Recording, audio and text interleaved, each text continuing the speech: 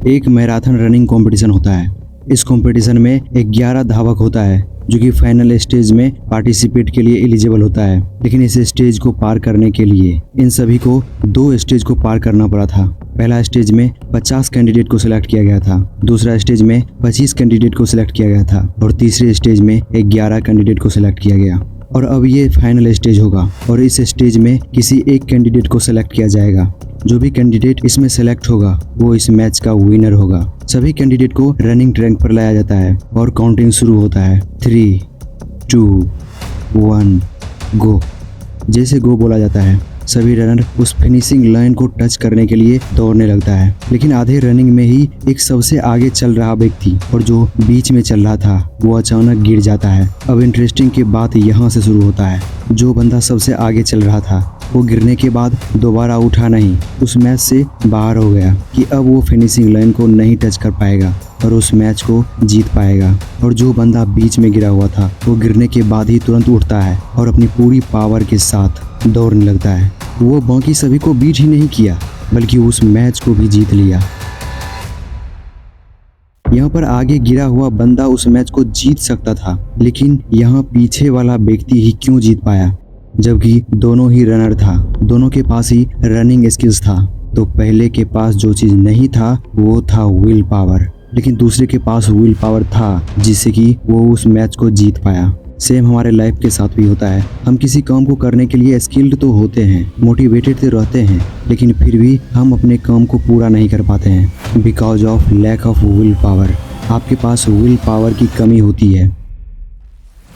इसका मतलब ये नहीं कि आप कुछ नहीं कर सकते। अमेरिकन साइकोलॉजिस्ट एसोसिएशन के अनुसार विल पावर एटीट्यूड हमें सभी डिस्ट्रैक्शन से दूर करके सिर्फ और सिर्फ हमें अपने गोल पर फोकस करने के लिए मजबूर कर देती है। ये विल पावर गॉड गिफ्टेड नहीं होता है, बल्कि ये हमारे ब्रेन को सेव करने से बनती है, क्योंकि हमारा ब्रेन 70% लिक्विड फॉर्म में एंड 30% सॉलिड फॉर्म में होता है, जिससे कि हमारा ब्रेन थिंकिंग के मामले में थोड़ा फ्लेक्सिबल होता है। इसी फ्लेक्सिबल ब्रेन को एक शेप में ढालना ही एक स्ट्रॉन्ग विल पावर क्रिएट करना होता है।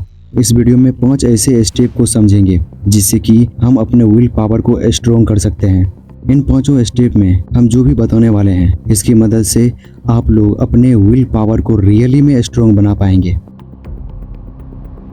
Step number 1, you have clear and realistic गोल। आपके पास एक क्लियर एंड रियलिस्टिक गोल होना चाहिए। अगर आपको अपना एज नहीं पता है कि आपको कहां पहुंचना है, तब तक आप अपने पावर को नहीं पहचान पाओगे और अपने अंदर की अचीवेबल ईगो को नहीं ला पाओगे। इसलिए आपको एग्जैक्टली आपको अपना एज पता होना चाहिए कि आप क्या बनना चाहते हो, क्या करना चाहते हो।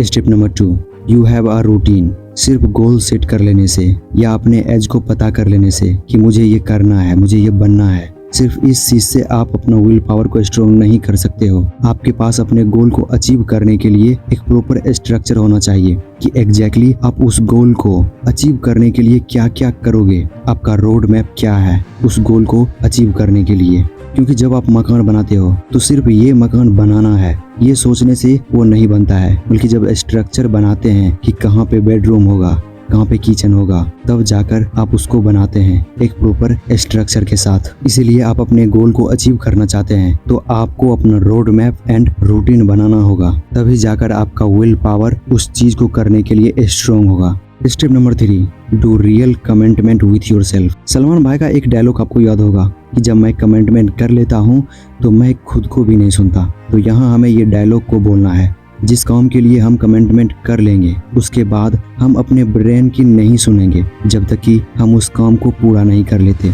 डेविड गोगन्स कहते हैं, जब हम रनिंग को स्टार्ट किए थे तो हम 500 मीटर भी नहीं दौड़ पाए थे और थक गए, और जब हमने कमिटमेंट किया कि हमें 5 किलोमीटर फिनिश करना है तो हमें उस फिनिश लाइन को पूरा किया। So commitment is more important for your strong willpower. Step number 4, believe to hard work. जब आपने गोल बनाए हैं उसके लिए आपको हार्ड वर्क करना ही होगा। उसे अचीव करने के लिए आपके पास दूसरा कोई भी ऑप्शन नहीं है और होना भी नहीं चाहिए। आपको अपने ब्रेन को ये बिलीव करवाना होगा कि हार्ड वर्क ही किसी भी अचीवमेंट का चाबी होता है। So believe on that. Step number 5, self talk. David Goggins कहते हैं, जब हमारे माइंड में थिंकिंग आती थी कि बस डेविड बहुत हो गया, अब रुक जाओ, अगर ऐसे पागलों की तरह रनिंग करोगे तो तुम मर भी सकते हो।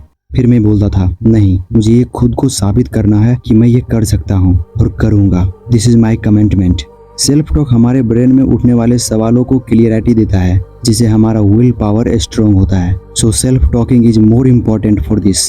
ये पांचों पॉइंट्स आपको हर हाल में एक स्ट्रॉन्ग विल पावर वाला पर्सन बना देगा। आई होप आप इसे अच्छे से समझ गए होंगे। आज के लिए इतना ही, मिलते हैं नेक्स्ट वीडियो में एक नए टॉपिक के साथ।